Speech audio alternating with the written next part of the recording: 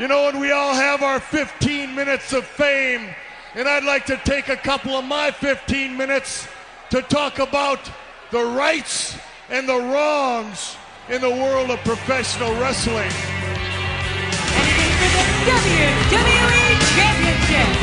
This match is for the ECW World Heavyweight Championship. 7 for the World Heavyweight Championship. The match and new NWA Heavyweight Champion. We appreciate you guys coming out and taking your time to support women's wrestling in America. This match is for the AWA World Heavyweight Wrestling Championship. It was preordained. It was in the stars. It was a foregone conclusion. The Mother Truckers have won the Wild Tag Team Championships. Hello. Thank you for tuning in to this podcast. You're listening to The Rights and Wrongs, a pro wrestling podcast with your host, Mr. Green. And yes, if you tuned in, you saw that the opening clip is a little audio bite from them. I pretty much felt this was coming the moment that they were announced to have signed with WOW. If for no other reason, it's not like they had a track record of a tag team together, but if for no other reason than the fact that I knew that WOW was going to want to be able to say that we had the first mother-daughter combination as tag team champions. And that'll be something I'm sure that'll be on their website or whatever press releases they may have going forward. Nothing wrong with any of that, by the way. I'm just saying that that's how I came to that conclusion. But we will get into WOW and its overall review in a little bit. Have a couple of other things to at least mention before we start talking about that just in full. As of this recording, Boston was about big business, and Mercedes Moné has debuted officially for AEW at AEW Dynamite. I don't think it was going to be any sort of surprise that Mercedes Moné, the former Sasha Banks, made her debut at Dynamite. I mean, AEW more or less did everything to tell you that she was going to be there other than use the name. Outside of saying, hey, Mercedes Moné is going to be here, they did everything else possible. Hinting at it, doing the dollar signs, mentioning CEOs. So yeah, it was a a secret but non-secret. Kind of like what they had with Punk, where they sold out that building in Chicago just on the rumor that he was going to be there. And this is pretty much falls in line of that. Had a pretty strong crowd on the rumor that Mercedes Moné was going to be there. It wasn't confirmed. Just the idea that she was going to be there. And it worked out for him. All I can say, because I have been pretty, I don't want to say vocal, it's not like I carry on and on about it, but I have said that they do not have the best booking, in my opinion, for their women's division. I hope that this is a sign of change to come. Because as excited as I was to, have her show up and be there and hoping that, all right, well, this may do something for their division.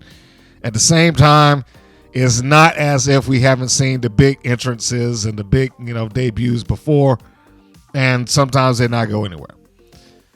And it causes a shift in the landscape. Mercedes Moné just being there causes a big shift in the landscape. She's already over. She doesn't need the championship in order to be over. She's likely going to get it, but she doesn't need that. It is going to be inevitable that she's going to challenge for the AEW Women's Championship at some point in time. This almost immediately made Deonna Purrazzo secondary.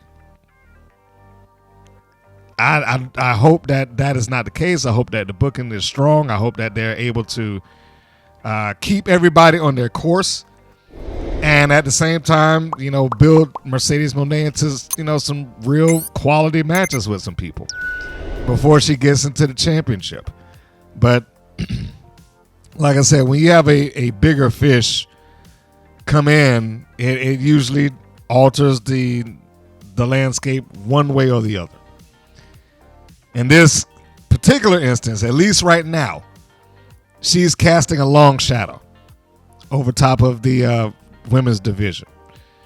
Whether they will rise in that shadow to stand on equal footing or whether they will remain in the shadow is, yet to be seen.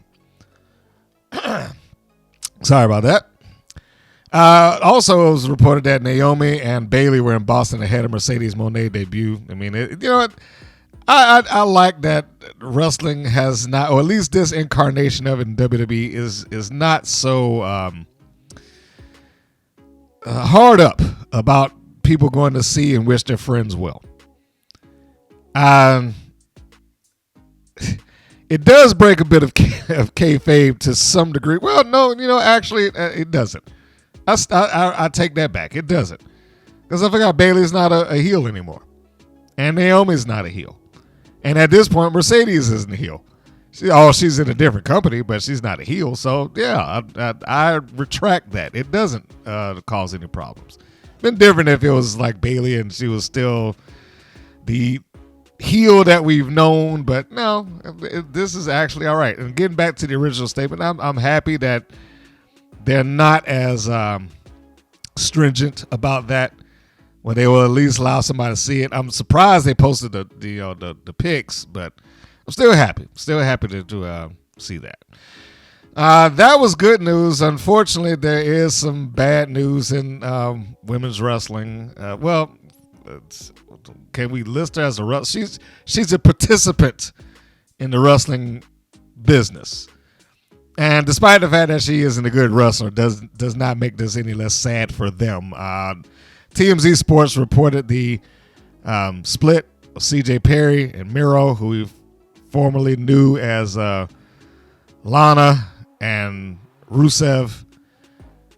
The split comes after 7+ years of marriage. And according to TMZ, or at least what was told to TMZ was this from CJ Perry. Miro and I have made the difficult decision to separate after many wonderful years together and have decided to move on as friends and hopefully on-screen characters somewhere down the road. That is what CJ told them. At this time, it is just a separation. As of me recording this, it's reported that neither one of them has filed for divorce. They're just separated right now. So there's the chance that might resolve itself. Her statement sounds pretty final, but like I said, there's the chance. Nothing, but she may turn around and file for divorce as I'm saying this. I don't know. The end result here is, everybody's relationships and or marriages are not necessarily cut out to be within the wrestling business. Particularly when, they're constantly pairing you off with other people and love interests on camera. I mean, I hate to poke at Triple H for that, but he's a prime example of it. He was dating someone at the time, and then he was paired off on TV with Stephanie McMahon. And now look at him. Not that he's in a bad spot, but somebody had to be heartbroken over that. If you don't believe that being paired off with somebody and having and travel with them and spending time with them doesn't cause some sort of connection, I mean, that I don't know what to tell you. Wrestling is weird like that. Now, I don't know why it would happen in AEW opposed to WWE, because I think AEW actually has less road time than WWE has ever had. But the end result is the same. And I certainly feel for Miro and CJ in this particular instance because, pro wrestling side, whether I like her as a manager or wrestler, him as a wrestler or personality, whatever the case may be, their personal lives not ironing out is sad. So, I wish them well in their futures together. And hopefully they can do as she said. They can work well together and exist as on-screen characters together. If that is something that they, he and she both want to do. I do not know how to pronounce this young lady's last name. I think it's Vakir. So I'm going to stick with that for the sake of this particular read. So just bear with me. But Julia has lost a strong women's championship, the New Japan Pro Wrestling Strong Women's Championship. And she has lost it to Stephanie Vakir as the New Japan Pro Wrestling Strong Women's Champion, ending Julia's reign at 249 days. This took place at the Stardom Cinderella Tournament on day 2. Congratulations to her, but I also look at this as it feels like Julia's finishing up. Feels like she's finishing up and preparing to test the waters, if you will, and see how well she may do elsewhere, specifically in the United States, whether she signs for WWE or AEW, because I'm sure they're going to be high on the list. TNA Wrestling will be a distant third. But she may go. I mean, it may be her style of what she wants. I don't know if they have the budget to get her, but all things considered, she might be a welcome addition to either of those promotions. I just assume that she's probably likely to go to AEW because Tony Khan is very willing to toss out some money, and he's willing to toss out a lot of it. Now, I don't even know if he operates under a budget of any sort at all. So that is another time will tell. Speaking of new champions, the team now known as Spitfire. That's Danny Luna and Jody Threat. They defeated the former champions of MK Ultra, Masha Slamovich and Killer Kelly. They are now the new TNA Knockout World Tag Team Champions. There's a lot of words in that. They got the championships at the most recent TNA event, Sacrifice, which, as I understand, was riddled with live broadcast problems. That's a shame to hear. I hope that they correct that too, because it's always been with a lot of people that TNA is one step forward, 2 steps back. Somebody has already cut a video about it. So, oh my goodness. But anyway, congratulations to them. That's pretty much all I can give them at this point. We'll see how well they do as a team. Of course, in that same program, the same event, Jordan Grace retained the Knockouts World's Championship against Zaya Brookshire and Tasha Steelz, with Ash by Elegance at ringside to watch this mayhem between the three of them. First, let me just say, I understand Ash by Elegance is a very, very, very close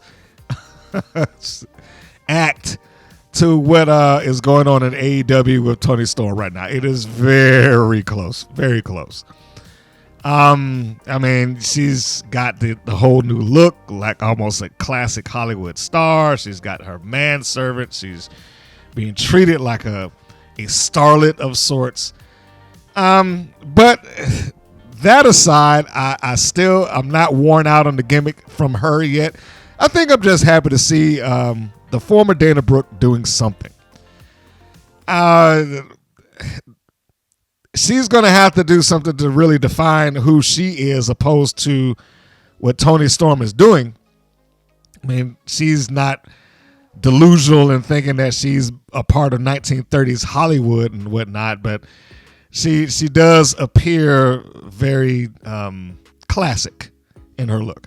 I wish I knew that guy's name. I still didn't look it up. I forgot to do it. But the little manservant guy, I just find him so entertaining.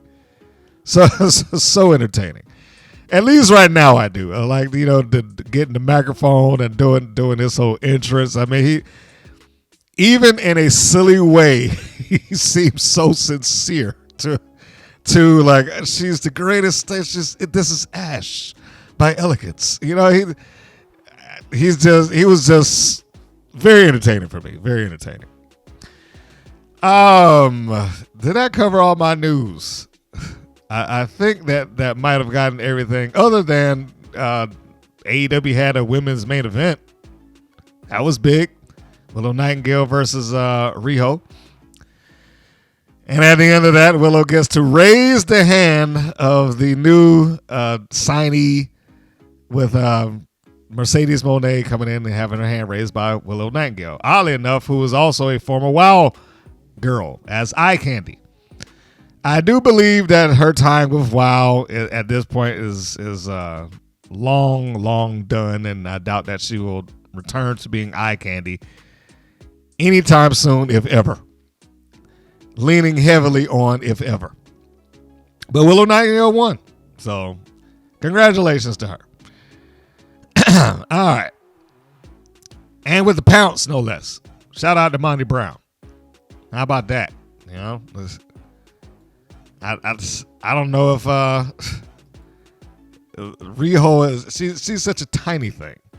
I don't know if she was going to be capable of dealing with that. I mean, I shouldn't say that was the pin, but to see her come down and essentially Willow running into her at full steam and just almost tossing her out of the ring. I mean, it wasn't the full on pounce shoulder block like Monty Brown used to do. For those of you familiar with it, he would throw somebody into the ropes, then he would go into the not the opposite, but kind of not parallel. What am I looking for? I guess it would be the opposite ropes. He would kind of bounce off the opposite end and meet them in the middle and just shoulder check them, just send them flying across the ring. Willow did something like that. She just ran in and bam, just hit Riho and sent Riho out of the ring. Sent her right on out of the ring. I mean, but like I said, she's such a tiny thing. So, you know, if that were going to be the finish, it would be completely believable for me, considering the size differential between the two of them. So we move on. Anyhow, I'm not going to go through the entire recap of AEW. That was a little bit of the news and views and updates that they had going on. One thing that I did want to talk about before I went into the full-on review of WoW. With the WoW managers, I thought about this because there was a point a couple of months back, I want to say before the new year of 2023. Just, I guess they were a couple of months into their reboot at that point. And for whatever reason, they had a little bit of a friendly debate, we'll say, about who's the best manager in WoW. And at that time, my decision was Sophia Lopez, surprisingly, at that time. She had affected a lot of the main event and the championships around her, regardless of whether she was managing the person or not at that point. All of that has changed now. If we're looking at the managers now, it is Lana Starr and then there's everybody else. So I thought that why don't we just take a quick look at some of the managers here on WoW just briefly and see how they rank amongst each other, at least in my view. And feel free to leave your rankings or what have you in the comments if you desire. And I'm going to start off, I'm going to go from the bottom to the top, and I'm going to start off with an honorable mention. So there's no number ranking for this person, but it's Coach Campanelli. The reason that she gets an honorable mention is because she gets to rotate in and out of a managerial role pretty much on command when she just feels like doing it. Of course, in the trios tournament now, she's moved into being back in the ring. But by and large, she kind of operates as a dual role. I'm here to run team spirit, and at the same time, I also wrestle within the group. She as a wrestler and a partner has led might be a little bit much, but has gone on to win the tag team championships, albeit with a different member of Team Spirit, but she was a former women's tag team champion as WOW is concerned. Now they're looking to get the trios trophy with different members, that being Sasha Sparks and Pep Riley, Ariel Sky, of course, obviously still being hurt. But the end result here is that is why I would include her as a honorable mention. Not a full-on manager, but just an honorable mention as to her managing. Number 5, and in some cases barely making this, is Mesmera. Now, Mesmera isn't there anymore, at least not that I can tell. For those who may not remember, she was the third member of the Psycho Sisters, which transitioned over to being the Heavy Metal Sisters, which I guess changed their gimmick slightly. That's when she started coming out with drumsticks, because, you got to do the heavy metal stuff. But Mesmera, and I'm sure she's a nice young lady, but she gave nothing to this group or that company, at least perceptively. Now, she did something behind the scenes and she's like, no, I made the outfits and I wrote the stuff down and I, whatever. If she did anything beyond that behind the scenes, that's one thing. But we're talking about what she did on camera as Mesmera. So I want to be clear, because I know some of the people that's in the WOW might send an email like, that's not true. So, yeah, I want to be clear about that. We're talking about what we saw on screen. And what we saw on screen wasn't much.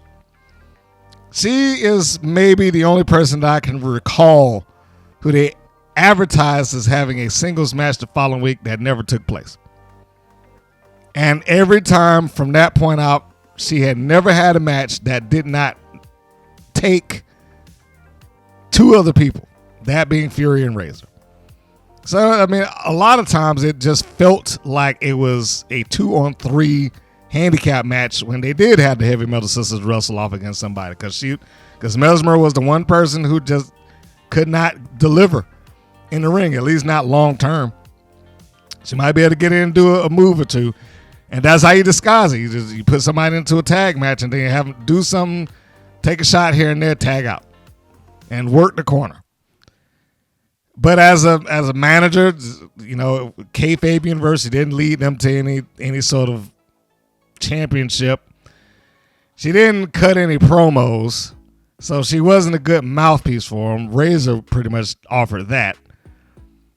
And I don't know if she offered anything as a partner, even in the managerial sense, because the company kept wanting to relay her as, well, she's the Heavy Metal Sister and she's just as good as everybody else, when it clearly wasn't. She, as a manager, unfortunately, would have been a fail. Number 4, Samantha Smart. Largely because Smart has, again, and we're talking in the universe of WOW, I don't know if they are wanting to try to convince people that she legitimately is this super genius / superior IQ, or is it just what we've always seen in wrestling with the allegedly smarter than you type persona? Your genius Lanny Poffos, your Bobby Heenans, your Don Callises, so on and so forth. The people who say they're smart, but then, at various times throughout the run, they will unveil themselves to not be as smart as they might have thought. I would tend to lean towards the latter. I would hope that's what they're trying to do. But overall, her track record in managing is very low. She doesn't get a lot of victories for Team IQ Superior. She has them, but overall, like, the disciplinarian has gone up and lost on numerous occasions. she got a new client in G.I. Jane who really didn't fit the bill, but she got a new client in G.I. Jane, and that started off good, but then it's kind of slipped back down into losses. And then she gets the ClassMaster, and then the ClassMaster starts up and loses as well. And then we have a leader of the pack match, which for whatever reason Samantha Smart would co-sign, which comes off as just completely absurd, that a manager would willingly want her 3 clients to beat each other up for the purposes of deciding who's the leader of the pack. Like, there's nothing to gain off of that. But she did it, which is why she's at number 4. This is only slightly above Mesmer, because she does have some ability to speak, or at least if they give her a script, she can say that, and she can kind of deliver the Samantha Smart attitude, like, hey guys, I'm smarter than you, shut up, and blah, blah, blah. But overall, she is not proven or been given the chance to really show that she could be a strong manager. She's a manager there, but she isn't necessarily a strong one. Next up, Angelica Dante. Dante's deal is slightly different than the rest of them in that she only manages the one person. She manages her on-screen sister, Chainsaw. Whereas everybody else, Samantha Smart, Lopez, Lana Starr, even Mesmer when she was there, managed at least a tag team. But this also keeps Dante in this position as a number 3 for me, because she does not have that to juggle against, nor does she have to deal with multiple people losing to bog down her record. Chainsaw has lost, but she also has her fair share of wins. And there's also a streak where the whole premise of Chainsaw is that she couldn't be controlled, so the losses really didn't mean anything. Her goal has never been, at least as we have seen so far, is like, we got to win the championship. Whereas most other people there is, it's the standard goal of, we're going to go to the top, we're going to be the head of WoW, and this, that, and the other. Dante's goal seems just to be destruction, along with Chainsaw. I don't know what it's going to take to kind of rehabilitate that, because Chainsaw has had a little bit of a run of loss.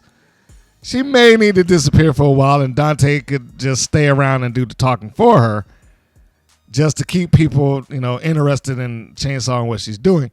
But the end result there is Dante has her one charge, her sister, and it is a more manageable thing than having a stable and having to juggle who does what, who's the best of my group, like a Samantha Smart, which that shouldn't have happened, but you get what I'm saying.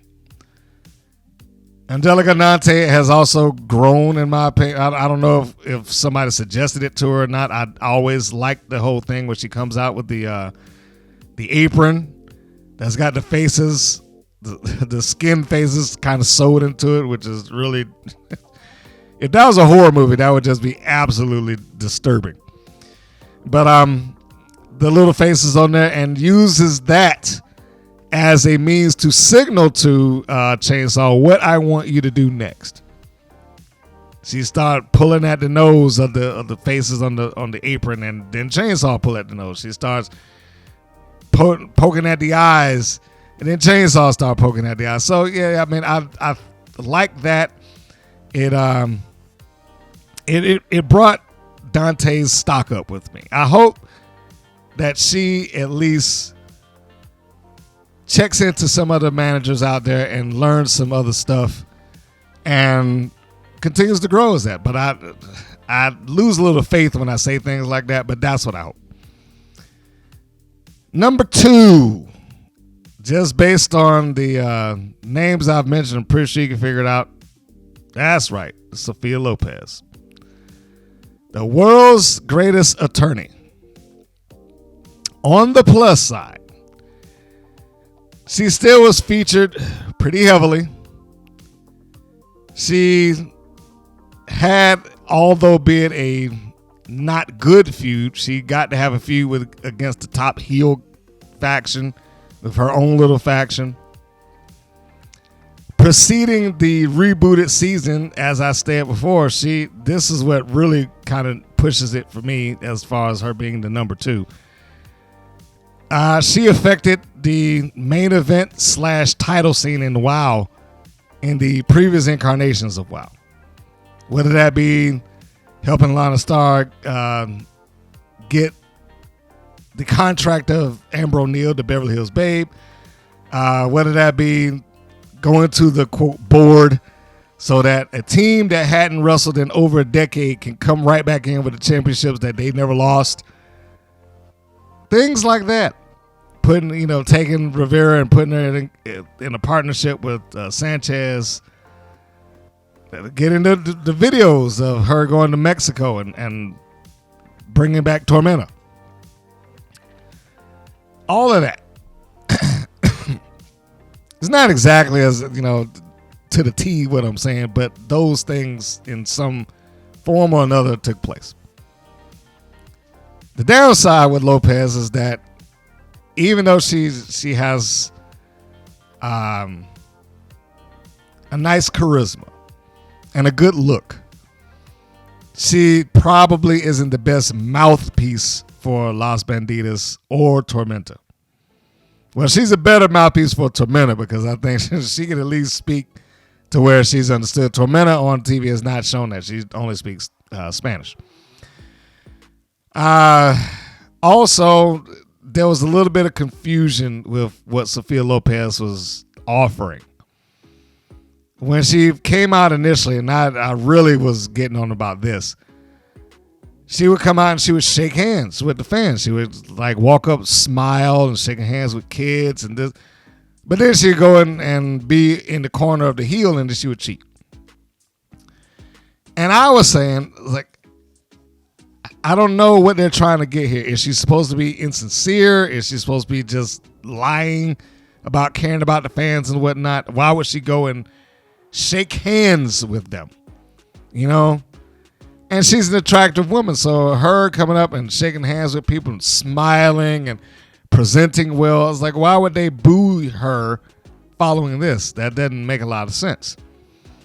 When it turned to her coming out and handing out her business cards, that's when I felt like Sophia Lopez was starting to get in the mode of Sophia Lopez. This might be the longest period of time that she's ever got a chance to, and I'll say this loosely, play the part. But at the end of the day, in this rebooted version of WoW, or at least this, what are we? Are they a year? They're a little bit a year and a couple of months into having returned. In this incarnation of WoW, she's not done much. In fact, the moment that she said that they were after the tag team championships, they lost the very next match, like a lot of people do. So I'm not sure where they were going with that. Then it didn't make a lot of sense to me then. Doesn't make a lot of sense to me now. But that's what they chose to do. They was like, all right, well, we'll have her sit in front of this desk with her two girls from the tag team. And it was a great shot. And it was a declarative statement. And you could really believe that they were going to go after the tag team championships. And just in the way that was presented in that, you could believe that they could win it. Until they started wrestling again. And since that point on, they have just lost and lost and lost and lost and lost. So if anything brings Sophia Lopez as a manager down, is that. And of course, the number one manager, and I didn't think I would say that, but the number one manager in WoW is the fabulous Lana Starr. I don't know if there's any way to debate that. She is managing the top heel group of the company and has pretty much had that for, about a year. She has managed them to a singles championship. She's managed, that being Penelope Pink. She's managed Miami Sweet Heat to 3 different tag team championships. We'll go with that. She has more or less sat on top of the heel run there.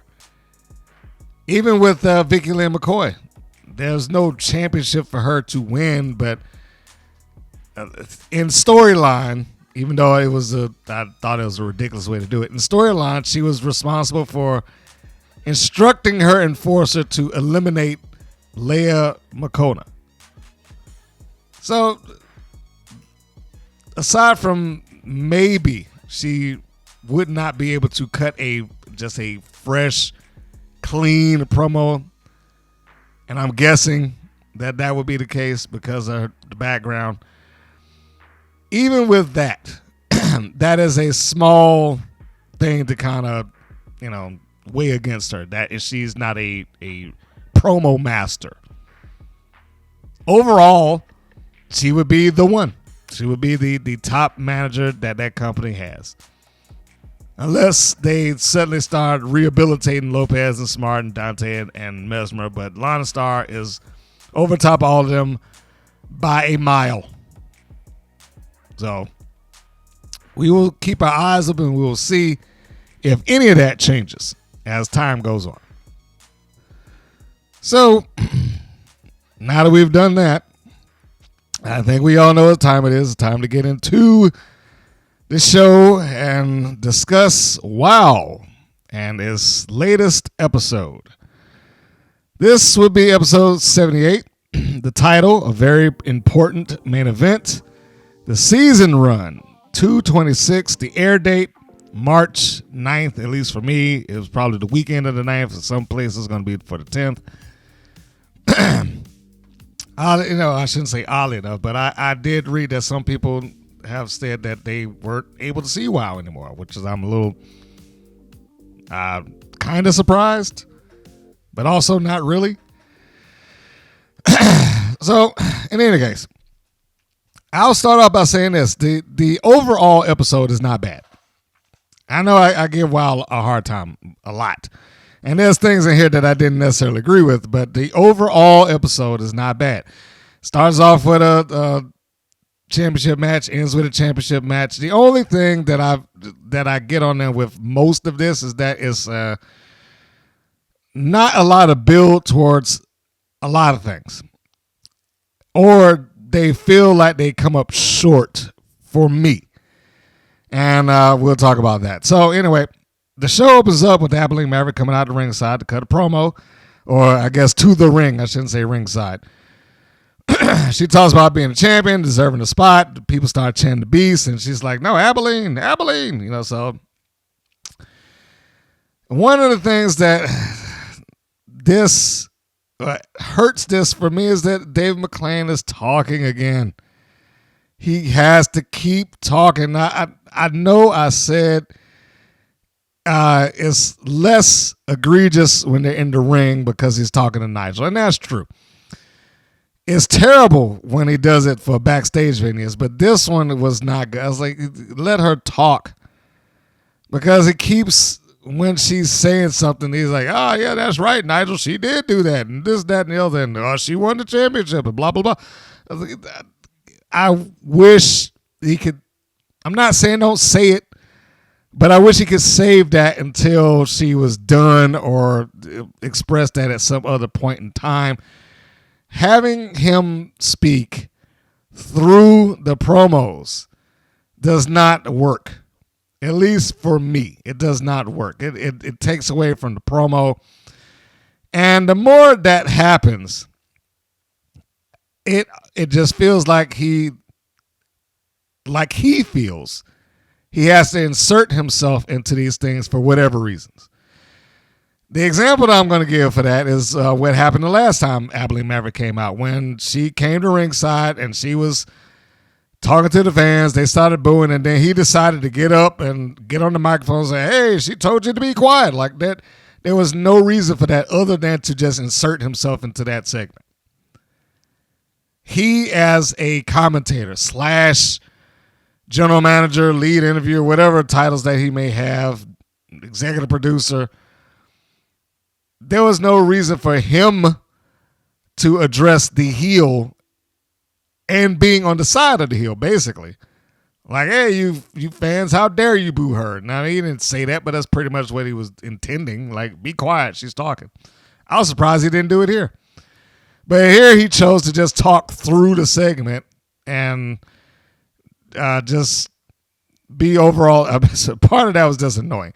Anyhow, so the Beast comes out as Abilene Maverick's talking and basically hinting at, oh, well, they're going to do it right now. This is another one of those things like Dave McClain sometimes gets a little inconsistent. There are times when he wants to follow the rules, like, no, this isn't your time, or, you have to have a contract, or whatever the case may be.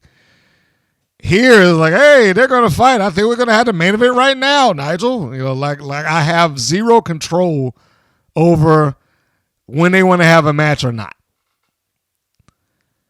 I've called that out for inconsistency before, and it is inconsistent now, just in his ebb and flow of having power to do things and not. Like the very next match is something that he orchestrated. I'll give them a title match because they got beaten up by Miami Sweet Heat for like the third or fourth time. So they come out, the referees come out and stop the Beast from going any further, and then they pitch to, well, this is going to be the main event tonight, and it's going to be for the Wild Championship. I'm not even really sure how the Beast got this number one contendership again, but, we'll go with it. The next segment, Wild recaps the journey of the Wild Tag Team titles. We'll call it that. I was won by Miami Sweet Heat, how they got the number one contendership, their interactions with the Mother Truckers.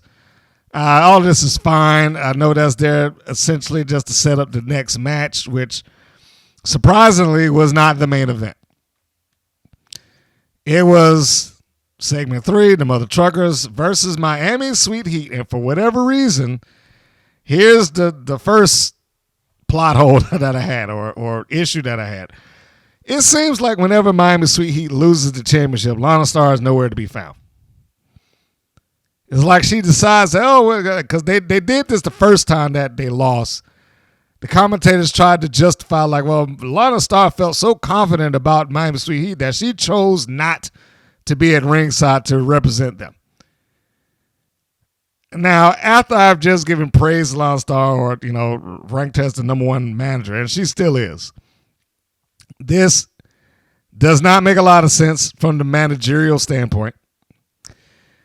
It doesn't make a lot of sense just in the context of WoW and this being a alleged no DQ match. Of all the matches that you choose to stick out and not protect your investment, because that's basically what a manager is. I've invested in you because I get a share of whatever you're making, and I want to see you win. And if you got the championships, that means more for all of us, right? And I will do whatever it takes to prevent you from losing those championships. So when we're in a no DQ match and she can legitimately stand there at ringside and interfere to her heart's content without having any repercussions put on her, why wouldn't she be there? And then that doesn't make any sense to me. That just feels like an act of stupidity. One time I can understand if they just say, oh, well, she didn't make it to the show, but they have to defend it anyway. But this is like an ongoing thing. When they lose the championship, Lana Starr just seems not to be there. I mean, she might have did it on the second one, but certainly not the first loss of not the Mother Truckers, Miami Sweet Heat. And McClain is still there trying to get over the honk. I hate that so much. So this match is a no DQ match. This is like the third or fourth time that they've had a no DQ match against the same team. Before I go into the match, I just want to give a rundown of the Mother Truckers' track record, because this is every reason why I say this is a foregone conclusion. They have easily the best win-loss record in WoW right now. The Mother Truckers have wrestled 18 matches.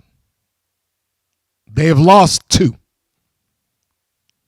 3 if you want to include the 4-way. So we'll just go with that. Let's just say 3. They have, this is the order of the matches that they've had. These are the wins and losses. Episode 19, they wrestled in a 6-person with Jesse Jones against the disciplinarian, G.I. Jane, Ice Cold. They won that. Episode 21, the one loss that they had to Miami Sweet Heat was right there. February 4th. They lost a wild tag title match to Miami Sweet Heat.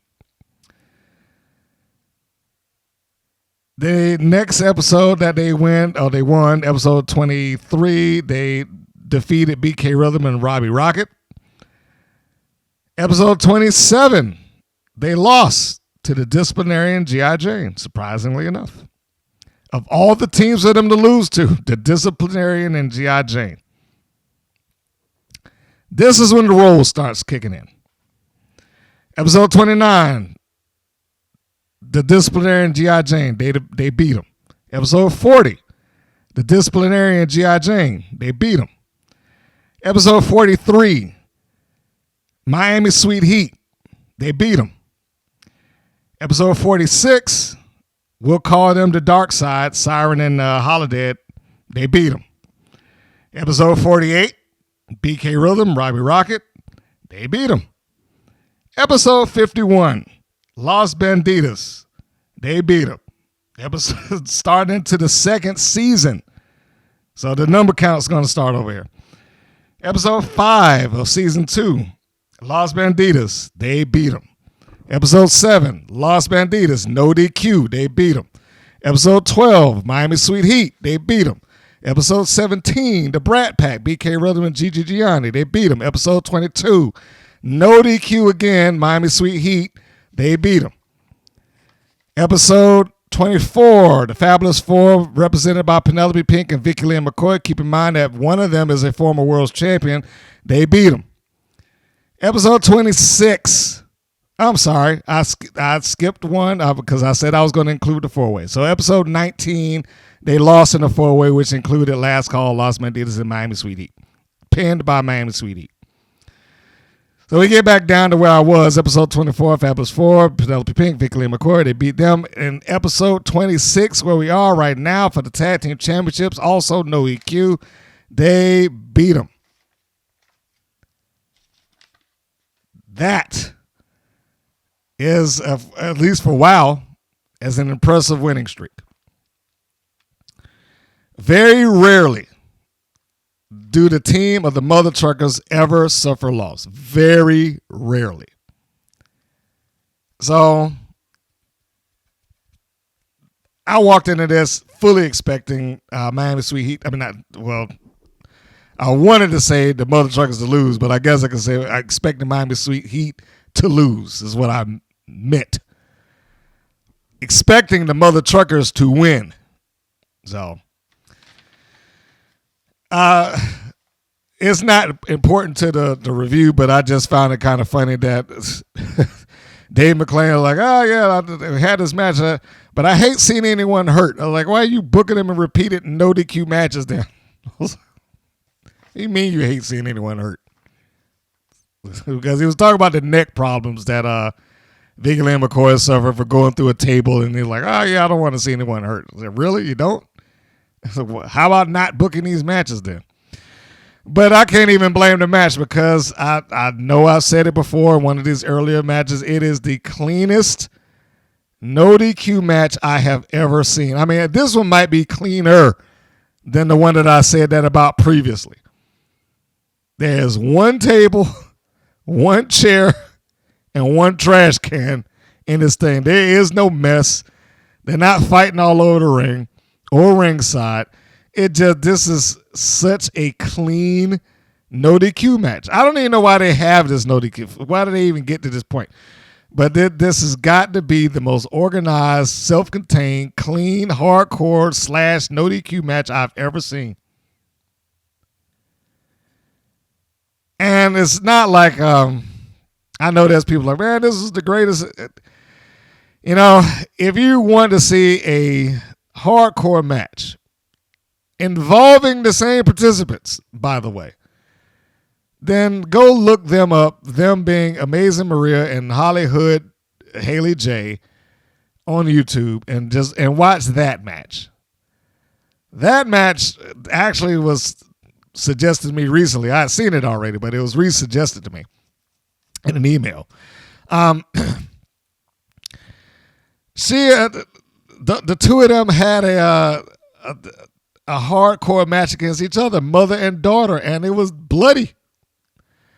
And it looked, there was a story being told in there, and that's one thing I think that OVW does heads and shoulders above WOW, is that they were trying to relate the story. They were trying to give a story up in the entirety of that match of the mom not wanting to fight her daughter back, trying to get them to the point that they would literally be begging for her to fight back against her uncontrollable brat of a child.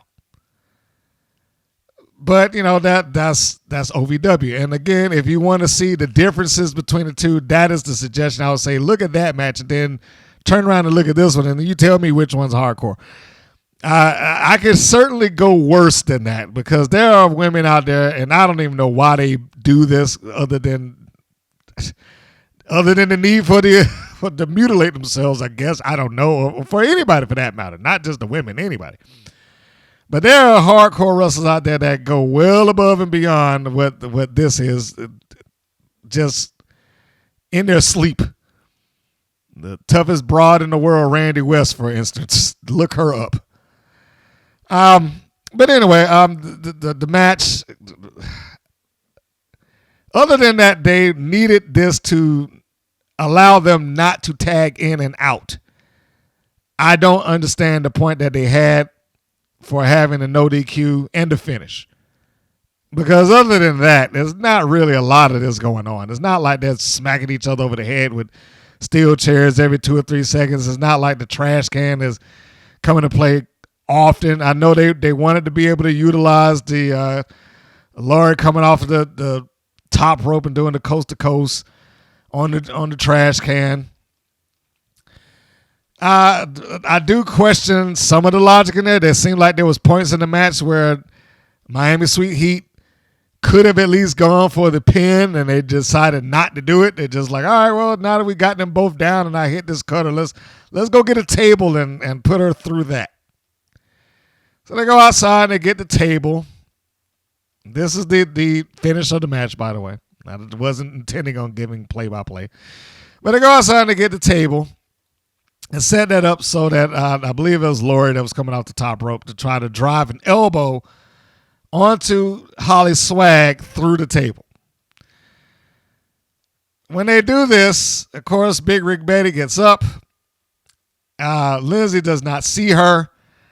She is caught off guard and hit by Big Rig. And Big Rig catches her, hooks her into a stunner position while Laura comes off the top rope.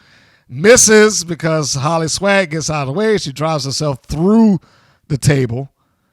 And at the same time, her sister, Laura's sister, is getting hit with a stunner. So it's not just that the Mother Truckers won, but they also won in pretty, I guess, dominant fashion. But they've done that with most people. They've been scoring the double pins quite a bit. Like I said, keep in mind that they've pinned the former world's champion with relative ease. Their enforcer with relative ease. And then they won the tag team championships. They are now the Wild Tag Team Champions. And you know that when they won that, David McClain had to come in the ring with the microphone. I've got to interview them. And so he did. It was fine. It was fine. I don't know what else I can really say. It wasn't a spectacular match. Like I said, by comparison, this no DQ match is very tame. It has a few bumps and bruises in it, but it seemed like that was largely there to allow all 4 of them to be in the ring at one time and to construct the finish that they got. That's what it seems like to me. McLean comes into the ring, and he is giving the fans not a play-by-play, but he's giving them like a backstory, like, oh, fans, they did it. They look at where they come from. These two young ladies, they from OVW to the Indies to WOW, that type of thing, which I don't know if I would consider that the up path necessarily. I mean, that's going to be a matter of your opinion. I know some people out there are going to be like, oh, WOW is far bigger than OVW, and some people are going to say the opposite. I will just say this, in my opinion, OVW is a much more recognized wrestling promotion. And if nothing else, you can look at this. The one match that Amazing Maria, and I'll use their alternate names there, that Amazing Maria and Hollywood J had in OVW. When I last checked, it was about 256,000 views. Somewhere in there, 250,000. Which means that match alone got as many views as WOW as a show has on average.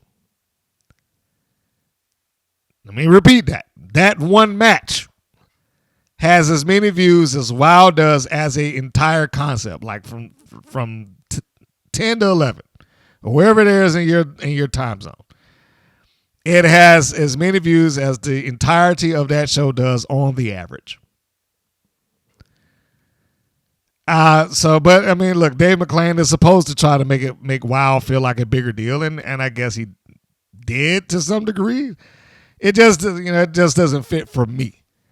And I try to be as fair about that as I can, because I don't want them to, well, you said such and such. No, I'm saying that this is how it is in my opinion. And so once he gets done with that, and surprisingly, before I go any further, he brought up Netflix. They're on Netflix. And I mentioned that some podcasts ago, several podcasts ago, because I didn't think that he would ever mention that. Because somebody brought it up. He was like, you think they'll ever try to capitalize off of Netflix? And they're like, no, I don't think they would try to capitalize. I don't think he tried to capitalize on here. I think he said it, but, it wasn't like he advertised it. And then I was introduced to that particular episode. I looked at episode 5 of The Wrestlers on Netflix, at least some of it. And, well, the first thing is like, WOW got some free advertisement off of that because the cameras were there as they were, I guess doing backstage stuff, and some people had their WOW jumpsuits on and WOW shirts and whatnot. So it gave WOW a little bit of exposure on a docuseries that was essentially designed for OVW. The only thing that makes it feel less than, and I'm sure he did not mean to do this, okay? Assumably Haley James, whichever one we want to go by, was talking with her. I'll call him her boyfriend, because that's how they interacted. And so I'm going to assume that is what it is. They're talking with each other, and then he goes to the barbershop, and he's explaining to the barbers, like, yeah, they're out in California right now, and they has said something to the effect of they wouldn't want me out. They wouldn't want me out there. I guess he was saying that to say what he, I want to say, thinks of the product. That probably isn't the right way to do it, but his vision of wrestling and what they do are different. And that's what he was getting at. That's probably a better way to say it. How he does wrestling and what they do is different. And it brought up something that I not even think about. In my wildest dreams, I didn't think that the matches were as practiced as he made it out to be. So what he said when he sat down was like, the girls that's on the WOW show, and I'm sure he's not mentioning everybody, he's just speaking in general terms, is that he said they got some actresses doing the part. And because of that, they have to go out, they being like Haley and Maria, they have to go out and practice the match a week prior to, like, for the week leading into the show. And I was like, oh my gosh, are you kidding? I hope that's not true. You have to practice for a week to do the match. I hope that some of the signals that he said in there were just kind of crossed and he misunderstood. Practicing the match, I can understand. But if they have to take the time out to practice for like days in advance to get a match out of them, then Jeannie Buss is wasting her money. You're wasting your money. If that is what it takes to produce a WoW match, not a show, but just a match, you're wasting your money. There's people right now that can get in that ring and do that within like an hour's notice, and it'll look good. Now, I know that's not WoW's typical hiring practices. He likes that for whatever reasons. For whatever reasons, he likes having what we would consider as non-wrestlers and training them to learn how to do what it is they learn how to do. But that would be an insane thing to do, because I know she wants to take that on the road. She's been public about that. She wants to be a touring company. Dave McClain has also been public to say that he didn't think they're ready for that. If the business practice doesn't change, he's right. They're not ready, and I don't think they're going to be. If you have to have somebody that needs 2 or 3 or 4 days in advance to get a match together, that is going to mean that if you were on tour, you'd have to rent the building out like 3 or 4 days in advance. Then get everybody there. Then put them up for the extra amount of time so they can put the match together for the live show, and hopefully they can actually pull it off. That's a waste. It's a waste of money. I also, and we'll refer to this person as Jack Long, as I will not go into his name. But old Jack sent me an email relating, and I know I'm getting off of the match, but he sent me an email as it relates to what's going on in WoW. As he phrased it, he gave me some quasi spoilers. I won't go into that. But there are 2 things that I wanted to make sure that I kind of brought up because he was kind enough, as someone that had been relatively close to it, to provide. One, apparently, and I need to go and finish watching the series because it actually is pretty good, the wrestlers. But he had watched it and told me that, I knew that they were featured heavily on the show, but what I did not know was during the filming they got hired to be the mother truckers in WoW, and it screwed with OVW's planning. And that's how it was phrased. That I can see how that would screw with them. I can absolutely see how it would. Because it's the reverse of everything I talked about with people that would leave WoW and try to go someplace else and take a booking. If you've been beaten to powder on WoW, then, and I'll just use OVW, why would he bring a Los Banditas in there and then immediately feature them going after, the top women's tag team titles, let's just say? Well, or someplace that has women's tag team championships, NWA or TNA or whatever. Because they've been beaten on national television and they have shown themselves on that show to be less than everybody else. And it diminishes their value. On the other side of that, like I said, I can understand how it messed with OVW's planning, because now you have these 2 people who are supposed to be at odds with each other. I am the mom and my child is out of control and I have to put her in straighten her out, and even if I have to beat her up to do it in a wrestling match.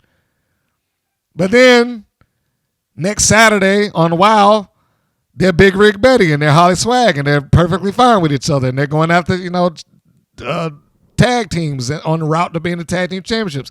I can absolutely understand how that would screw with the booking. And that would actually piss me off if I was in. I was like, man, what are you doing? But I digress. But yeah, I didn't really think about it, which makes me want to finish watching the series now because of that. Because I'm sure that information is on that Netflix series somewhere.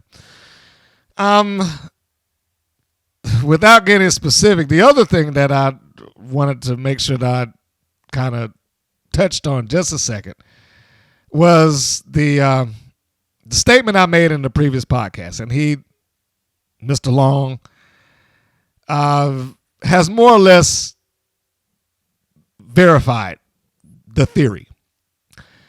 Well, two theories really, because I did the math on the show a while back, and I said, okay, they got to be doing average about 6 matches a night to get the season of stuff that they're getting out. He did verify they do about 5 to 7 matches. Sorry, which kind of breaks into the episodes. But I also said in one of these podcasts, I have gone to wrestling matches for over some 30 years now in varying degrees.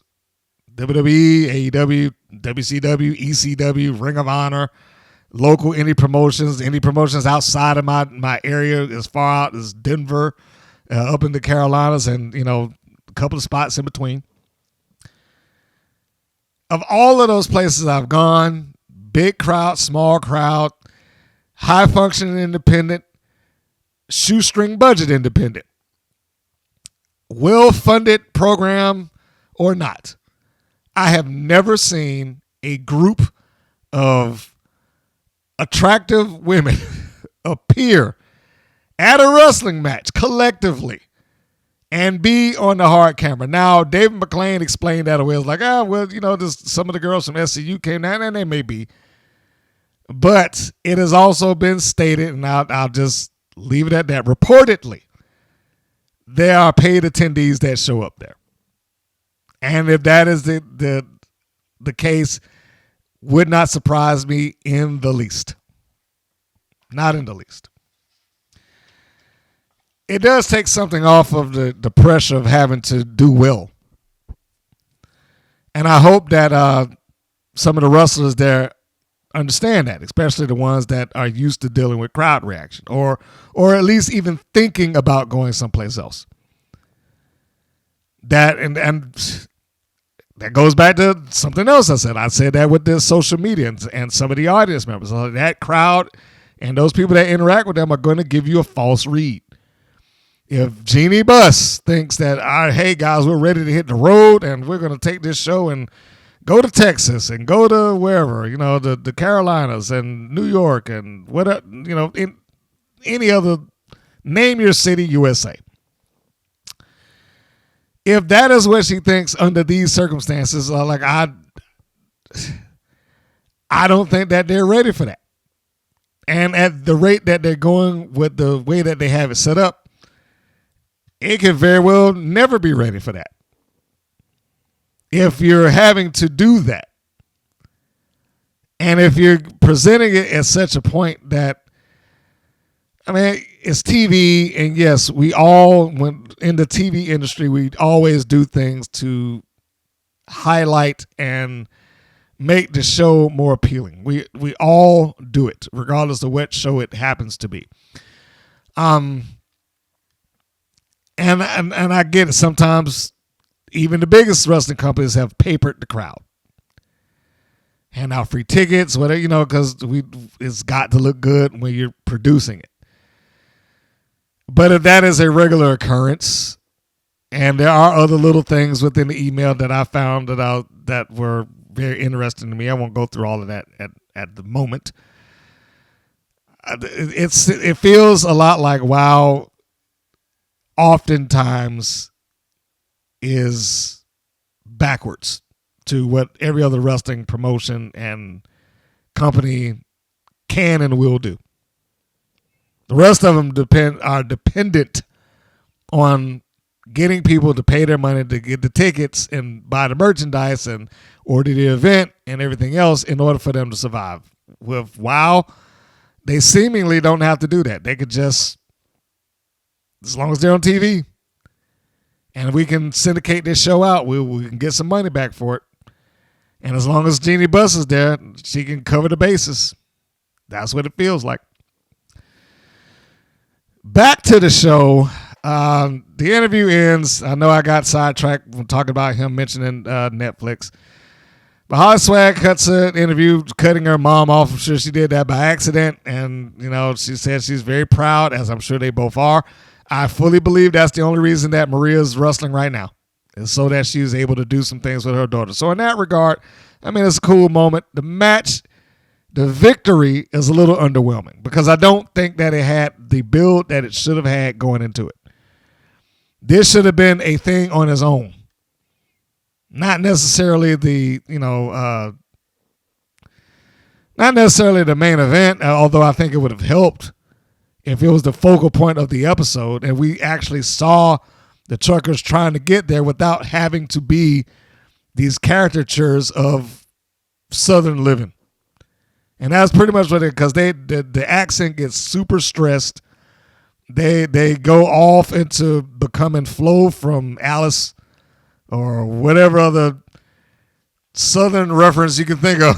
But yeah, they just turn into that. They go into full on Southern whatever. I'm not, let me not say anything that's going to be insulting. Anyhow, one thing I will say, if you see Haley J without the makeup on, she looks like an entirely different person. I can imagine that she could walk down the street and no one would bother her if she doesn't have the makeup on. Because I almost wouldn't have recognized her at all without the look of either Holly Swag or Hollywood Haley J. So they ended the promo, and then they do the, hey, I got 2 words for you, Hong Kong. I cannot stand it. And then it is one thing for them to do it, but then when David McClain follows up with it just makes it worse. And it's like he's trying to make this a thing. The wrestlers doing it to try to get it over is one thing, because that, most wrestlers are taught that. It's like, you give me something, I'm gonna get it over. Or I'm going to try my best to get it over, do the best job that I can do. David McClain doing it and adding on to them just makes it worse and tear down whatever efforts that they individually might have had to try to get honk honk as a thing. It sounds stupid even saying it. Gosh, I can't imagine that anybody would go to an arena wanting to do that. Let's move on. So, the next segment. Adriana Gambino taking on Sandy Shore with Crystal Waters. Do not know why this match is here. I thought Gambino was working herself up the ladder. This felt like a step backwards. The match is fine. Also a foregone conclusion. This was a squash match. Both Sandy Shore and Crystal Waters don't do anything there. They're pretty much there just to be the job team. Started off good for Sandy Shore, but ultimately it ended up the way it was going to end up. Adriana Gambino wins, hits her with the chef's kiss, which is her cradle net breaker, gets the pin, 1, 2, 3. Crystal Waters comes in to check on her friend. She gets beat up too, beaten up and tossed out, and the undefeated streak continues on at 9-0. Nothing wrong with any of this. I just felt like it was slightly out of place. Having Gambino gone through Princess Aussie, I thought that was the cue for, okay, now she's up to her next level. She's stepping into the upper mid card, and now she's working towards a championship shot.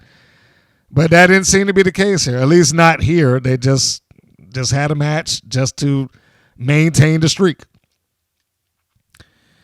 The next match is the ClassMaster with Samantha Smart versus Stephy Slayz. The theme of the night has been foregone conclusions.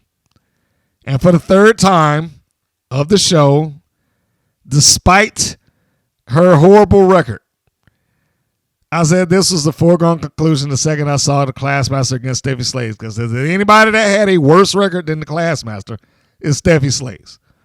She's been there longer and she's lost more. So I was like, there's no reason for me to believe that Stephy Slayz could pull this off. Now, if she did it, then that would have been interesting. But I was like, there's no reason for that. One little side note that I picked up with Wow and his commentary, or specifically David McClain's commentary,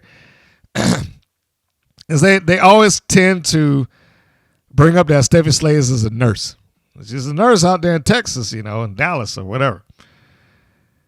And it doesn't take me out of the match, but it does make me feel like, well, aren't you wanting WoW to be the end-all, be-all for these girls? Not that they have to have another job on the side of working here. Because that's what it feels like to me. When you get on the microphone for a show like that, there is an expectation when you broadcast nationally that you're not working another job. That what you do on TV is what you do. It's just kind of inherent in people. It's just assumed. Now, we've seen several people over the years in varying media outlets that's like, well, just because I was on TV, then I wasn't making this kind of money or that kind of money. And, they may wind up broke. They might not have been necessarily the star of the series or something like that. But those things have happened. But I do think that they should probably allow the Wild Girls to be the Wild Girls. If they're going to do that, just let them be the stars. I know what the idea is behind what he's doing. To give background to Stephy Slayz as a person, a human being, that she has another motivating thing of her life, and that is, helping save lives or deliver babies and, this, that, and the other. But in my view, it does make it come off like this is just a part-time thing for her. If she's a nurse, I know nurses get paid reasonably good money. And that's what she clearly is doing all year round, regardless of the fact that WoW might be on all year round. They don't tape all year round. So it's moments like this that make me question, it's like, how does WoW really differ from the indies? That WoW is like a really well-funded independent. I just feel like that. It feels like they just are a really highly funded independent. WoW makes it clear that WoW wrestlers do this part-time when they talk about stuff with Stephy Slayz. That's something that was under independents all the time. WoW is produced from a singular location. At the same thing with the independents all the time. The championship isn't defended in any other location or promotion other than WoW. Again, happens on the independents all the time. And I'll even get the independents a nod up on this one, because oftentimes the mid-level independents will bring people in. I know when I was working with a few, they brought people in. They flew them in there. Atlanta Wrestling Entertainment flew people in. APCW got people to come in. Southern Honor, Peach State Wrestling. There's a bunch of them that would just bring people in order to do the work and give credibility to their wrestlers as having had the opportunity to wrestle another star, and then sometimes a bigger star. WoW doesn't do that. The three things and of course being independently funded and financed, but the things that really define what an independent promotion is in a lot of ways, they all do, or WoW does, other than the style. For that, the indie style is what has been called over the years. The things that, people will do to try to get attention on themselves, crashing themselves through multiple tables and working a style with excessive flips and, so on and so forth. But if you remove that, they hit all the criteria beyond the fact that they have money. So this match, good match, by the way. It is a good match. It's really short, but it's a good match. It's probably the match that Stephy Slayz needs. For that matter, it's probably the match that ClassMaster needs, Lois Green, which is her name outside of that. Despite the match being good, it is an example of short-sighted booking. That's the only way I can describe this. They had the opportunity to introduce her as a threat initially when she came in. They chose not to do that for whatever reasons. For that right there, reasons. And let's be honest, the presentation of the ClassMaster does not help one to take her really seriously. I mean, she comes out the ringside telling people, you need to read. And the whole gimmick is that they're IQ superior, but she has a book that's clearly fake.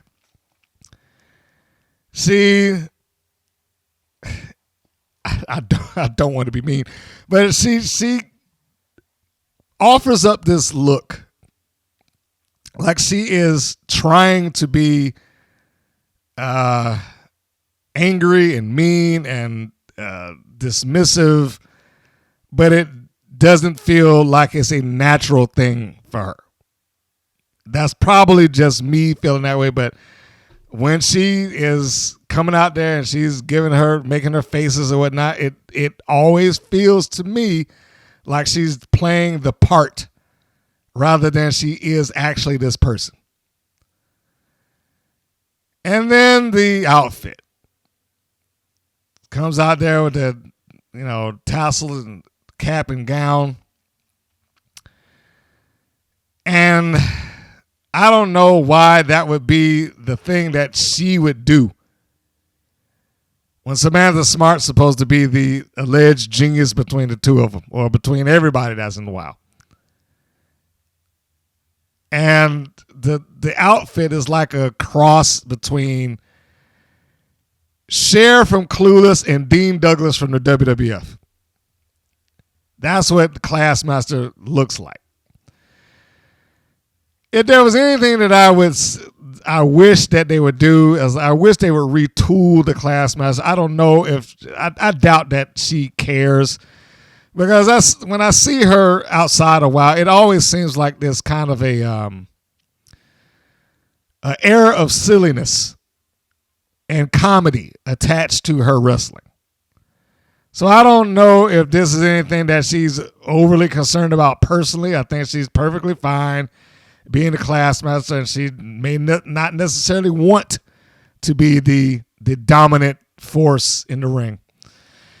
Even though she was wrestling as the dominant force, which that's how they should have presented it. If she was hired and somebody should have talked her out of that, should say, look, I need you to actually just destroy some people, and so we can build you up until, at least a main event slot. But as it is right now, she looks like a caricature of what the disciplinarian / teacher / ClassMaster / Team IQ superior wrestler would look like. Steffi, there are points where she may look like she has missed a step, not many. Largely what she had to do in this match was just kind of be thrown around and take the hit. The match ends when ClassMaster shoots Steffi into the ropes and she drills her with a boot. Let me pronounce that properly. Drills her with a big boot. And Steffi goes down. 1, 2, 3. I have no problem with this match particularly, other than it feels like it's out of place in the lineage of the matches that the ClassMaster has had. This match should have been the first match, rather than her coming in and losing repeatedly until we get to this point. Bear in mind, the ClassMaster debuted in WoW in the end of November. We are now in March. Her first win was the end of February. So she went a couple of months before she got a win on television at all. if we're going to go through her record, I mean, it's pretty short. It's not nearly as long as the Mother Truckers, but episode 211 against Candy Crush, she lost. Episode 213 against Jennifer Flores, she lost, even though I guess that was supposedly the exit for Flores. And I guess that was their way to get her out of there, to have her get beaten up afterwards. Episode 218, the trios match. They lost, but not only did they lose, but it was the ClassMaster that dropped the fall. Episode 221, she lost in the three-way against G.I. Jane and the Disciplinarian. Again, it was the ClassMaster that dropped the fall. It wasn't until episode 224 against Heavy Metal Sisters 2.0 where that changed. And the ClassMaster pins Rebel Hayes. And then she turns around and she pins Stephy Slayz. Didn't intend to rhyme that, but that's just how it is. So she's gotten her 2 wins.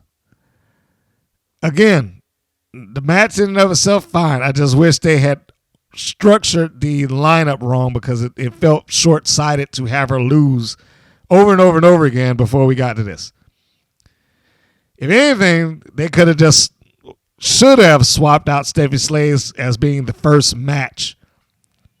And then you have Jennifer Flores sneak one by, but then she still gets beaten up. And then you have, Samantha Smart do some talking for her or whatnot and talk her back into being a top girl. But she should have won the first match. And a clear dominant win like this would have been a great way to introduce her. It wasn't how they introduced her, but it would have been a great way to introduce her. So then at the end, you get the good old facial expressions that the ClassMaster gives, which is why, again, if you go back and you look, it is every reason I say it just looks like she's playing the part of being the ClassMaster rather than this is actually her. She looks like I'm supposed to look like I'm angry or whatever, and she does that. So we have that. She gets her win. I don't know what this is going towards. I don't know if they're trying to bring this back around to her against G.I. Jane one-on-one or something like that. I would assume so, but I don't know that to be a fact. I only guess that because it seemed like Jane was not done with them after she was jumped. Even though she won the match, she was jumped at the end, and they may feel like, okay, well, we got to get some mileage out of this. So perhaps it is a collision course of G.I. Jane taking on the ClassMaster somewhere down the line. Who knows? But I before I go any further, I need to make one other statement about the first match, tag match that took place earlier. As I said, having that no DQ match for the most part was just pointless. They did not need to have a no DQ match.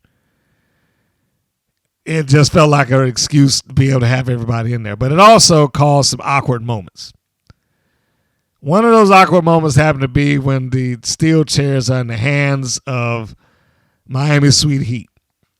And one of them has to stand there for what felt like an awkward amount of time, waiting to get hit with the chair. I got to stand here with this chair in front of my face so that you can actually kick it so I can get hit.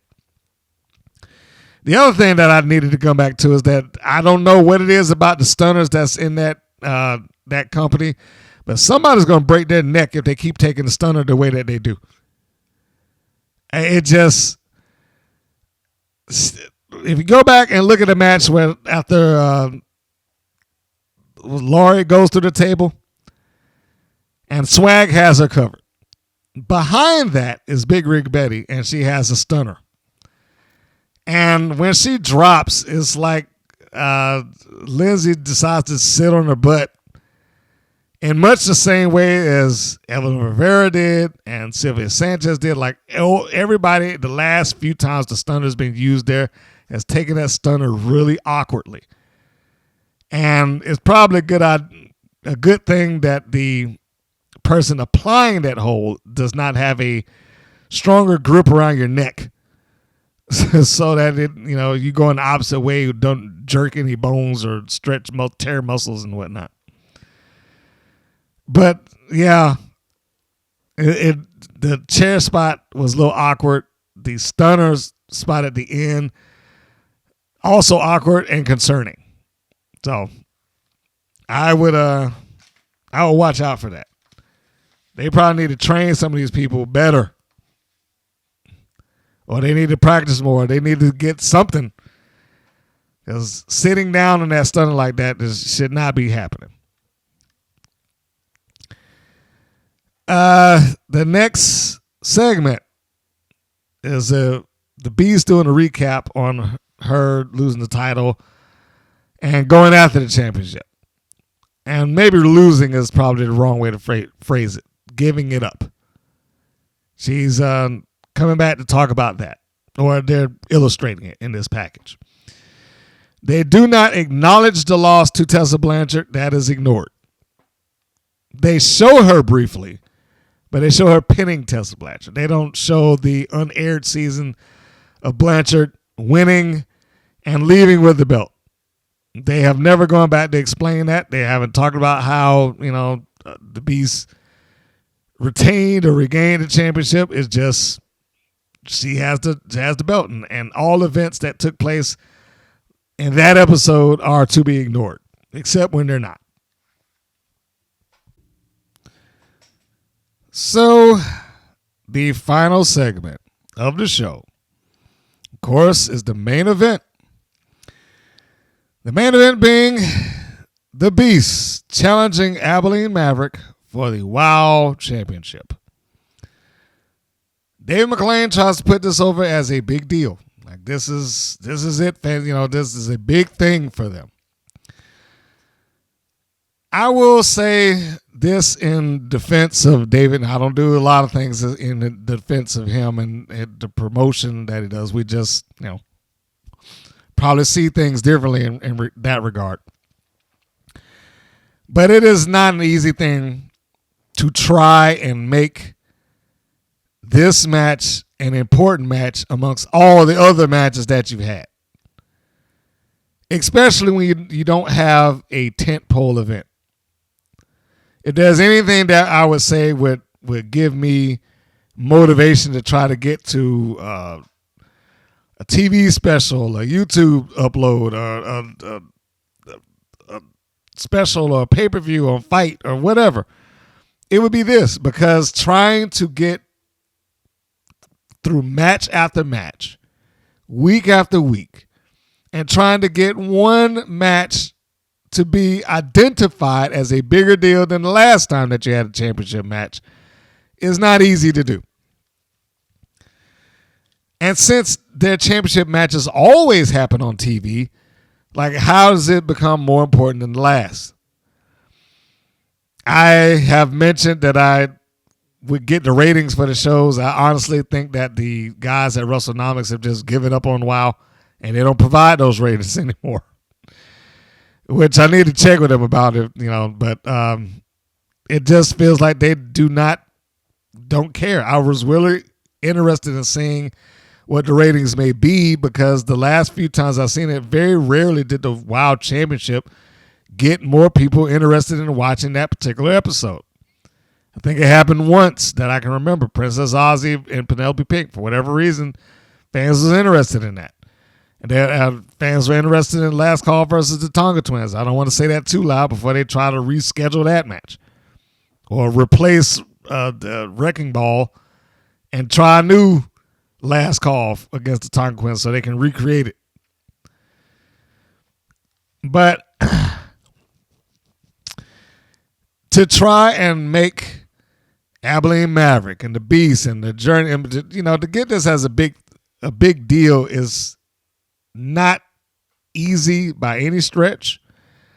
The only suggestion that I would have for a while, and I'm sure they wouldn't listen to this anyway, but the only suggestion I would have for a while as relates to that is, as hard as it is, the one thing that you can do to subconsciously signal to the people that this is a different thing than what you've been watching is change the championship format up a bit. Just a little bit.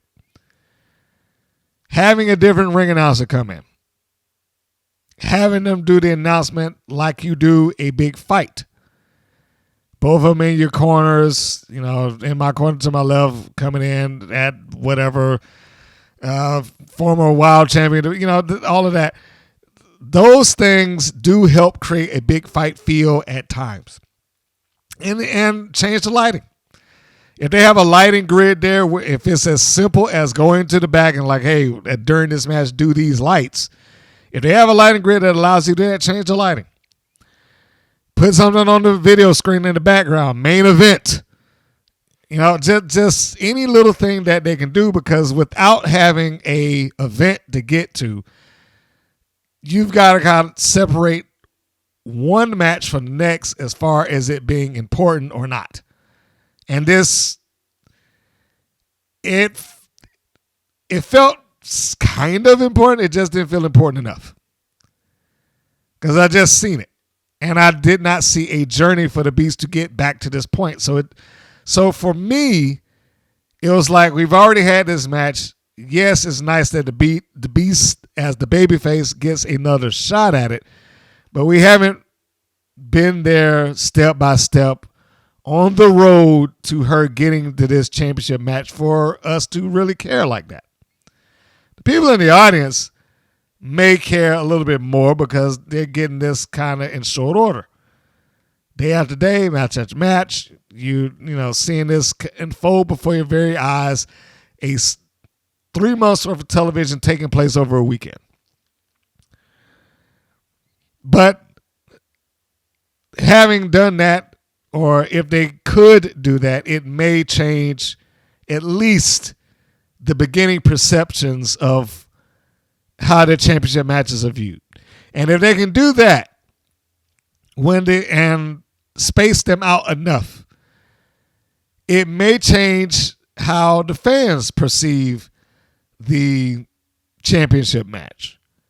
I got to tune in for this one. This is going to be a big deal. We haven't seen this in a while. But as it is right now, the championship match is just a championship match, and that match is not any different than most other ones. So that would be the biggest issue, that between the VIP and the Beast in this instance, that it just did not have the big fight feel for me. Abilene Maverick is now the new heel on campus, so to speak. She oftentimes feels to me like she has been slotted into what Penelope Pink would be doing if she was in this place. The snotty heel who's, I'm better than you, so all that good stuff. Abilene Maverick bounced around a fair bit for the Beast. Everybody's job when they're in there with the Beast is to make the Beast look dominant and strong, as it should be. And it's also a case of Abilene having to try and outmaneuver, outwit, outthink in order to get the advantage, in order to win and retain her championship. But almost at every corner, you got the Beast illustrating that I'm bigger than you, I'm stronger than you, and I can control you however I choose to do it. You got a lot of examples of that in the first couple of minutes. I will add one other thing, and this has less to do with the TV show and more with the social media for those that follow behind and want to see the match. They had an improper upload for their Beast versus Abilene Maverick match. The runtime of the video is listed as 21 minutes and 12 seconds. But the match itself is about 8, maybe 7 or 8 minutes. Because the video, whoever uploaded this on the Wild channel, didn't cut the video properly before he uploaded it, he or she. So around the 9-minute and 40-something second mark, it just goes to black. It goes to black for, a significant amount of time, like another 7 or 8 minutes. And then it just pops back in at the end, and you're seeing the beginning of the show, or at least the segment at advertisement. Then you're seeing the mother trucker. So there was no quality check on this particular upload. So Abilene Maverick did well here working as a heel. She was trying to do what she could do to make sure that she maintained control of the Beast. The Beast was still presented as being bigger and stronger and able to withstand the pain and everything that's going on with her. So let's go to the end of the match, which I'm still not entirely sure how this was pulled off. So we've got Abilene Maverick controlled more or less by the Beast. This was, as stated, a Beast showcase. She does a world's strongest slam on Abilene. Abilene kicks out just by the skin of her teeth. Then she rolls over to the ropes. She refuses to let the ropes go because she doesn't want to deal with the Beast anymore. The Beast is trying to get her off. The referee is saying, no, you can't do it. She's in the ropes. All right? And Abilene is holding on for dear life. When she lets go, she immediately goes for her boots, like she's reaching to get something. Then the Beast comes back over and gets Abilene. Abilene's hands seemingly were clear, but they weren't. If you look closely, she has the brass knuckles in her hand. When she is positioned into Beast Bomb position, head between the thighs and getting ready to go up, apparently that is the point where Abilene slips the brass knuckles into the Beast's shorts and goes down to Beast Bomb, and then she's pinned. The place erupts. They start cheering. The Beast is the winner. She's announced as such, and they bring her the belt. Until Abilene's on the outside, and she's holding her head. And she's like, she hit me in the head. She hit me in the head. Check her. She had something. And so, on the whim of the referee, he goes back and is like, hey, you cheated. I need to check you. And then that's when we get the female ref to come out there and do it for him because, he's not going to go reaching in her shorts. So for those who might have thought that, why would they have these other referees come out here? Well, that's simple because he can't do it. That's why. He's got to have somebody else go in there and do that. Now, he's complaining, or not the Beast is complaining, like, no, I never did anything like that. So here's where the finish gets a little wonky for me. I don't mind the subterfuge. I don't mind the heel tactic. I don't, or anything like that, or that she found the brass knuckle. I just think that it was executed in a way that would not necessarily be fully believable for me. How she got those knuckles in her super tight shorts and did not feel them, I just don't understand how that could be. And why the referee would just take her word for it. Like, oh, she cheated? Well, let me go back in there and do it. Let me go back in there and check. And so he goes. Then we had that little portion. And the other referee comes out, the female ref. I forget her name. She's also been on TNA Wrestling. And she like, wait, what's this? She checks the tights, sees the brass knuckles. And Abilene has outsmarted the Beast again, or found a way to get by against all odds, against all her contenders. That probably is the running theme of Abilene's reign right now, is that she has found a way to get by against whatever it is that she's had to face. Now, this will require her to be a brilliant strategist, to have brass knuckles that I am not even going to attempt to use. But I'm going to try to slip this into her shorts so that I can convince the referee, and hopefully he believes me, that I got hit in the head despite the fact that I have no damage on my forehead to prove anything differently. So, yeah, it's those moments. So, like, I know I am reading into this. I realize that me saying this, like, there's going to be people out there, oh, come on, but no, I'm just looking at this in the logical sense. Why would she bring brass knuckles out and not even attempt to use them? I would have preferred that. I would have preferred the finish be, you do the same thing right up to the point to the ropes. The Beast is pulled off by the referee. She shoves the referee out of the way to get back to Abilene Maverick. Abilene has pulled the brass knuckles out of her boot. She puts it on her hand and takes a big swing at the Beast. The Beast ducks or blocks or whatever the case may be. I'd probably go with duck so that she can catch her in the spin and kick her in the guts and put her into the Beast bomb and do it immediately. And then have the knuckles fly out of Maverick's hand, but not too far. That would be the control thing. Like she'd have to drop him. And when the referee goes for the cover, the knuckles just happen to be there in sight. And he can see it. And he can say, hey, what's this? Did you hit her with some brass knuckles? And then you have Abilene Maverick just roll into the lie. Like, yes, she did. I was doing fine. She hit me in the throat or the guts or the head or whatever. And then it would feel like it made a little bit more sense to me that she didn't just bring these brass knuckles out for the sole purpose of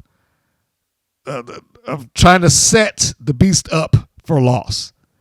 And I don't mean set her up for loss like I hit you and you go down, but I mean like set you up like I'm going to sneak these into her tights. And so they'll believe that the Beast cheated. That requires some real outstanding strategy there. But she did it. She did it, and she got over, and she wins the match. It's amazing that she was able to pre-plan this, but she apparently was able to pre-plan that. That is what makes the VIP, Abilene Maverick, the top girl in WoW as of right now.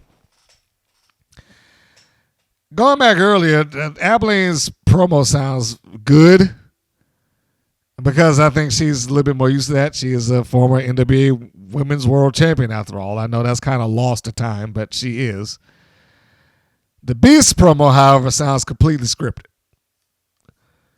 Even when I looked at the social media promo that she cut, it felt like, here's your words, go say them. That's what it feels like. Oftentimes with some of them, when it doesn't flow naturally and they have to work in their catchphrase or whatever, feels like it's just, here's your script, memorize this, come back to me in 10 minutes, and we'll read it in front of the camera. The time that the Beast sounded very natural was at the end of the match. When she's screaming at the top of her lungs, to Abilene, I'm going to get you. I'm going to get you. Now, that sounded like she meant it. It sounded like she legitimately lost something that was dear to her. I had this thing won, and they just changed it. And I'm upset. I'm depressed. I'm upset. I'm sad. I'm mad. I'm everything. I'm all of the above. And the only thing that I know to do right now is I'm going to get you. So I like it. It's in there. It's in there. She can do it. But I don't think when she's backstage and it's just her talking to a camera that she does a just off the cuff promo. This feels like a promo that was done and scheduled and written ahead of time. And again, that's not part of the show. That's on their social media. So this is another full episode of WoW. I am looking to see what they are going to do with the Beast. I assume that the journey now is, can we get her to the championship? Is she going to win the championship? All roads point to that she's going to get another match or something down the line and possibly win. Unless they find some way to transition off into another feud or transition somebody else into that spot. But I feel like this is likely where they're going to go. Abilene Maverick is still hanging in there. She's still the WoW Women's Champion. How long that will be, time will tell. How many more matches can she outwit somebody in? Also, time will tell. I do think that Abilene is a good champion. I do feel like she presents very well. I do think that she speaks very well, albeit annoying at times, but I think that she speaks very well. My only downside for her these days is that she does. I'm not trying to suggest that Abilene and Penelope Pink share the same personality traits, but I am suggesting that they have similar personality traits. And so that slots Abilene, once Penelope was out of it, slots her as the top, arrogant, I'm better than you, I got more money than you, et cetera, champion that WoW has had. And I'm fine for that. She makes a good champion. But I am curious as to where her road will end.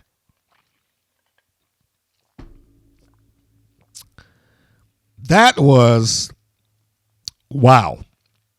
From top to bottom on this episode. The episode in and of itself, fine. I would maybe a B. Maybe. It's not a lot wrong here. There's not a lot of stuff that's wrong or so damaging that I would have to take my personal critique and lower the score. Like I said, most of this is just where this was, how it was positioned in the lineup of matches that I think the short-sightedness of some booking, in cases maybe not making things make sense in the real world. It makes sense in the WoW universe, but it may not make sense in the real world, if that makes sense.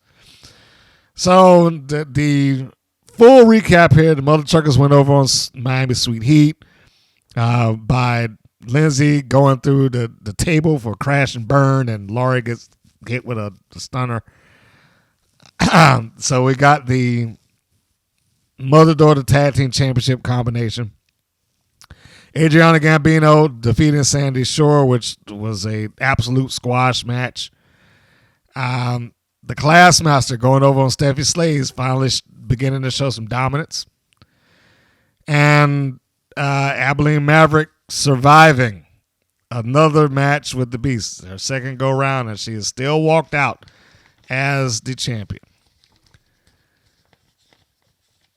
And finally, with WoW, I had one other question. Well, it's not really a question so much as a statement. And this is to some of the people that's there. Because there have been few people that have been on the WoW roster who've made the probably difficult decision to step away from WoW. The reason I bring that up because the most recent name that I saw was the disciplinarian. Now, somebody posted that saying that she put that in her stories on IG. And I did see the pic, but I couldn't find the story itself. So, again, take what I'm saying with a grain of salt.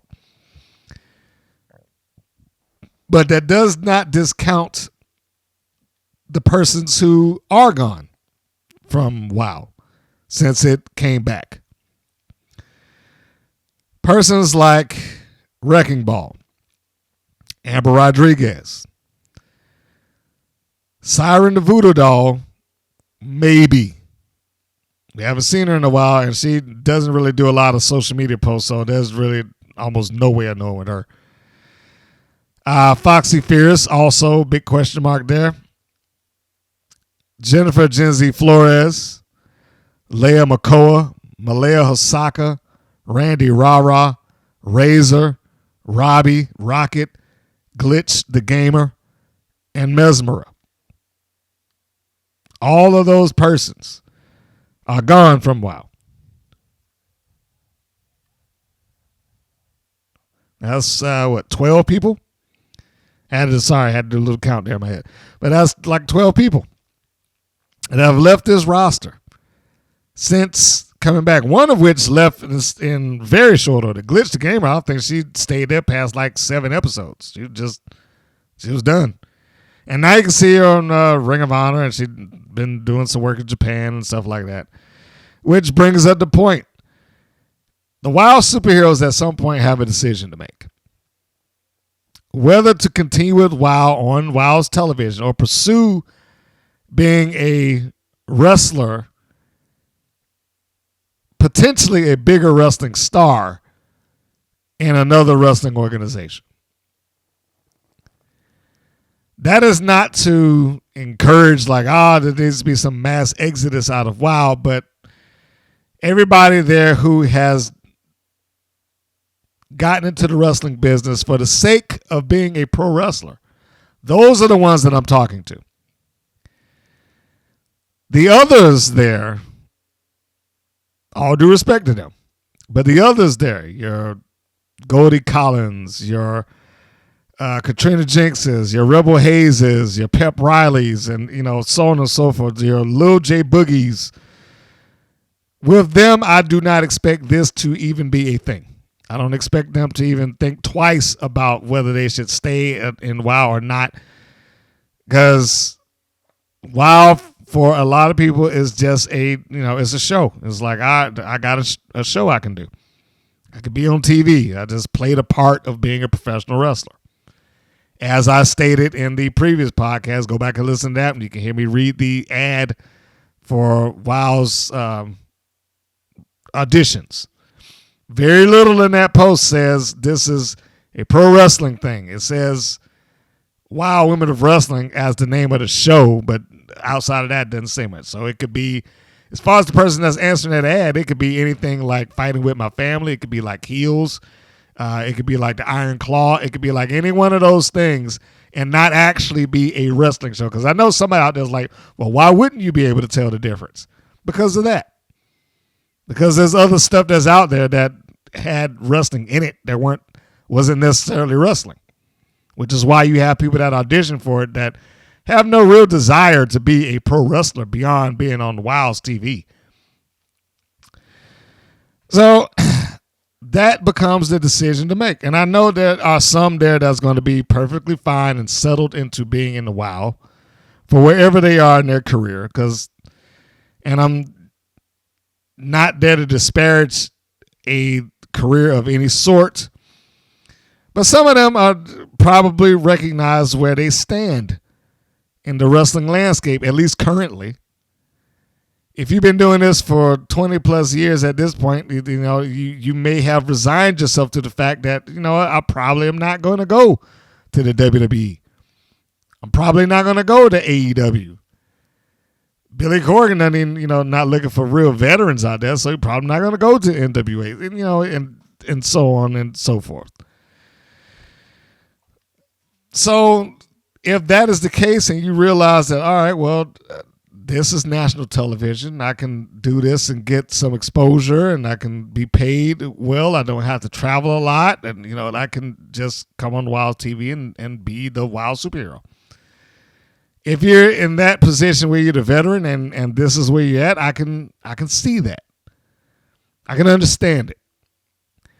It's the ones that have a wrestling career beyond WoW that I question or I concern over. Is probably better. Because everybody that gets into wrestling and signs on to a show or promotion for a while obviously has to think about the idea that some of my best years in the business may be given to something that may not give me what I want overall. Everybody's got different aspirations. It was surprising to me that Ali Mustafa said that I wanted to go to TNA Wrestling. But when he explained why, and I forget the podcast I heard in, it makes perfect sense because I had forgotten, being here in the United States, that outside of the country, sometimes WWE Raw was behind a paywall. Like in England, they said it ran on Sky. And Sky was the way that, I forget the little podcaster's name. He said, but the way that Sky is there is like the equivalent of an HBO here. You got to pay for that. So if what you know as as the big wrestling brand was TNA, and you're overseas, then yeah, absolutely. And there's some people that really grew and loved that company. So every company is not necessarily cut out for everybody, but the end result being is, what is it that you want to do? What is it that you need to get out of your career to make you feel satisfied? Do you need to be wrestling once a month, every week? It comes down to the importance of the career versus the money versus the promotion that you're in. The money may not be what you're looking for across the board, although it should be competitive, but it may not be what you're looking for across the board. The presentation of yourselves to be a big star, to actually grow, that's another thing. I can understand that. I've known some people I just want to be as good as I can be. I want to be the best wrestler that I can be out there. And sometimes getting saddled with a, how can we say it, a gimmick that may not necessarily be the most serious looking thing could adversely affect you. I will just say this much, as I kind of reiterated there. I know there's some of them there that have already resigned themselves to the idea that they may not go to the big feds. But there are some people there who are still young in it and have a wrestling background beyond WOW and may get the opportunity to work elsewhere. Your BK Rhythms, your Chantellicellas, your Furies, your Tormentas, your Vivian Rivera,